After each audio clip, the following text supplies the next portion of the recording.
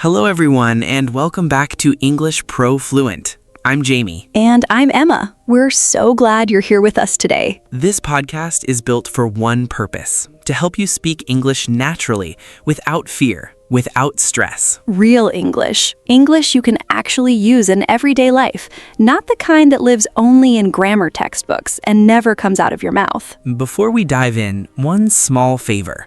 If you enjoy learning with us, please like this episode and subscribe to English Pro Fluent.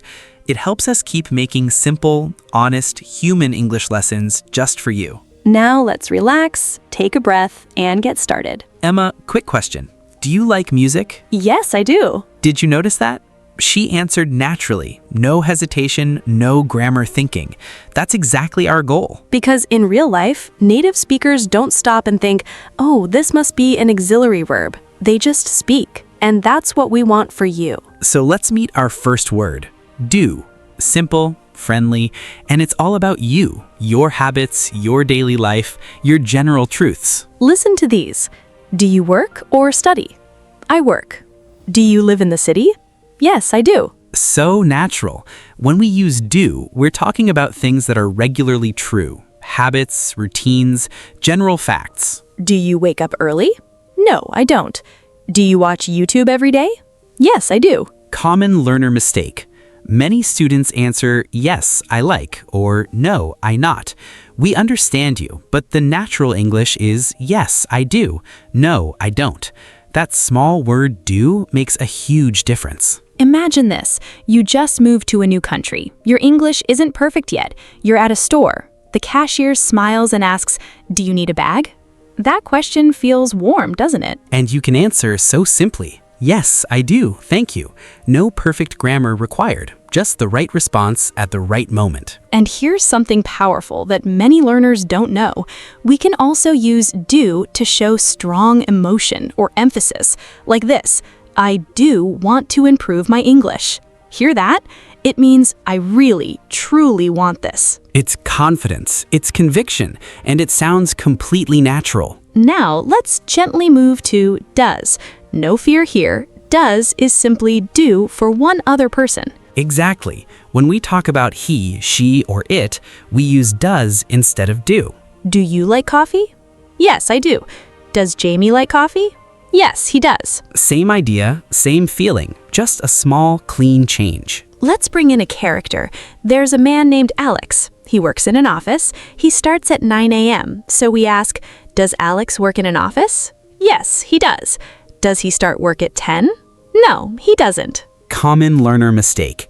Many learners say, does he likes his job? Very common. But in natural English, it's does he like his job? Because does already carries the grammar weight. The verb stays simple. Think about meeting someone new. You want to be polite and warm. You ask, does your sister live nearby? That sounds natural. That sounds human. Let's pause for a second. Notice something important. We haven't been memorizing rules.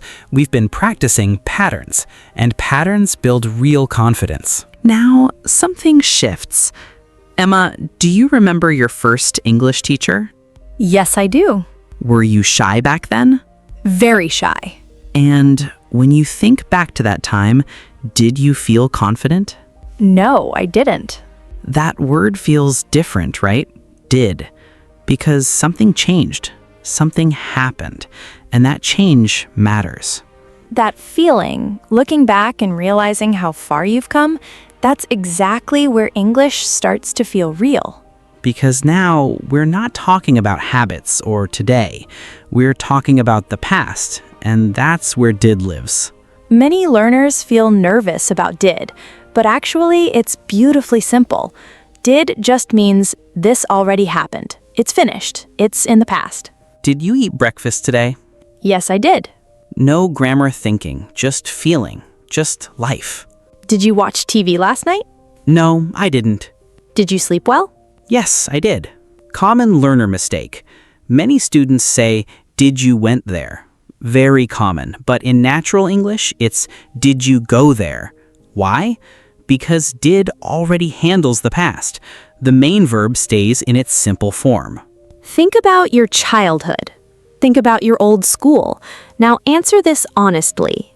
Did you like your English class back then? That question carries real emotion, doesn't it? Maybe the answer isn't simple, and that's okay. Because English is most powerful when we're honest. You can say, I didn't understand English before. That sentence isn't weak, it's brave. Let's practice. Short answers, confident and clear. Did you call your friend? Yes, I did. Did you feel nervous? Yes, I did. Did you give up? No, I didn't. Now think about yesterday, just yesterday. Did you go outside? Yes, I did. Did you talk to someone new? No, I didn't. Perfect. Common learner mistake. I didn't went.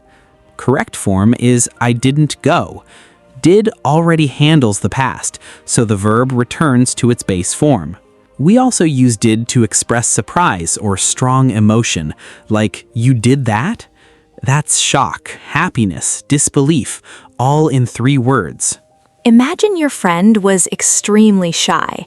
Then one day, they present a speech in English, confidently. You look at them and say, wow, you did amazing. That's real. That's powerful. Here's something many learners struggle with. They understand do, does, and did separately, but when they speak, everything mixes. They stop, they think, and then silence. That frozen moment when you know the words but your mouth doesn't move, we know that feeling. So here's the simplest key. When you're about to speak, ask yourself one silent question. Is this about now or about before?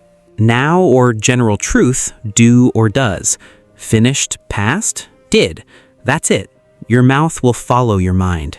Let me show you. Same topic, one small change. Do you drink coffee every day? Yes, I do.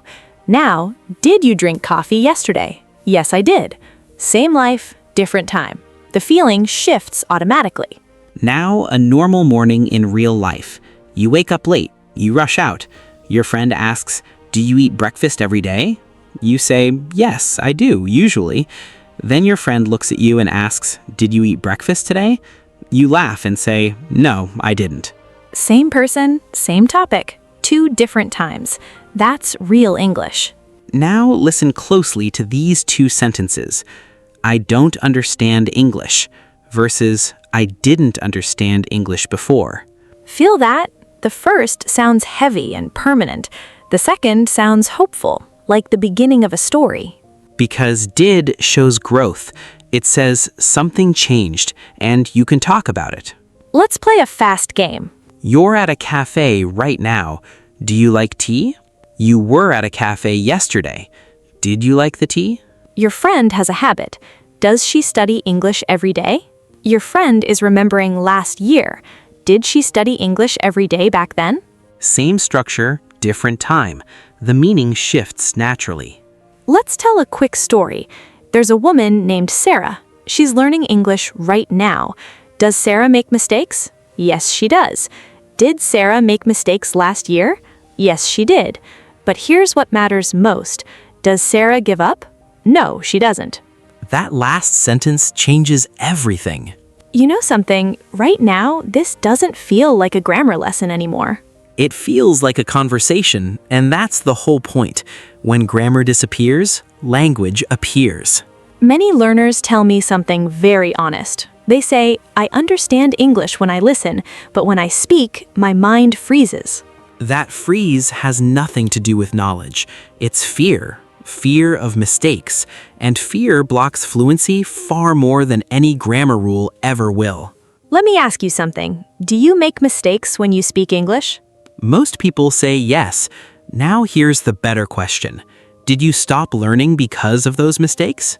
If your answer is no, then you're already strong.